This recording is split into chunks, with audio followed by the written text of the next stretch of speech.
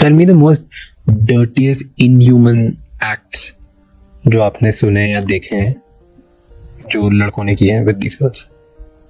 Biting their breasts बहुत ही गंदे तरीके से। मारना पीटना तो है ही। मतलब एक दीदी ने मुझे बताया कि उसको चोट लग गई थी ड्रीम विलेज में, बहुत खून निकल रहा था। तो मैंने बोला पहले अपनी पट्टी कर ले। अरे मैडम, मैं इतना पिटी हूं ना जिंदगी में कि जरा सा पैर कटने से मुझे दर्द नहीं होती। उसने बोला क्योंकि मैं रिबेल थी, मैं आवाज उठाती थी, तो मेरा कभी चेहरा बिना नील के हुआ ही नहीं। तो that's what I am saying कि ब्रेन के साथ खेला जाता है। तो वहां पे मारना पीटना में रीसेंट मतलब एक दीदी मुझे कहानी बताते हैं कि मैम हम टॉयलेट का फ्लश होता है ना, उसमें थैली में पैक करके रोटी छिपाते थे कि रोटी गीली ना हो, पॉलिथीन के अंदर है।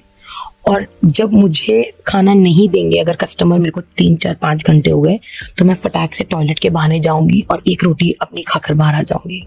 कि पूरे दिन खाना नहीं मिलेगा पूरी रात। जब तक कस्टमर नहीं अटेंड करोगे तब तक खाना नहीं मिलेगा। जब तक एक सर्टेन नंबर ऑफ पैसा नहीं लेकर आओगे तब तक खाना नहीं मिलेगा।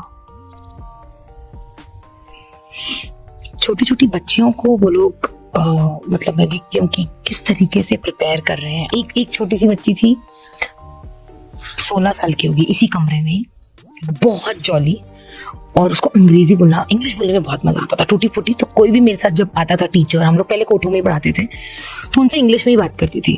और उसकी ओनर उसको मना नहीं करती थी कि तू मत पढ़, ऐसा नहीं बोलती थी, बोलती थी पढ़ ले कोई दिक्कत नहीं है। तो वो पढ़ती थी 1 घंटे में, जैसे मान लीजिए, तो 4 बार कम से कम कस्टमर अटेंड करने जाती थी।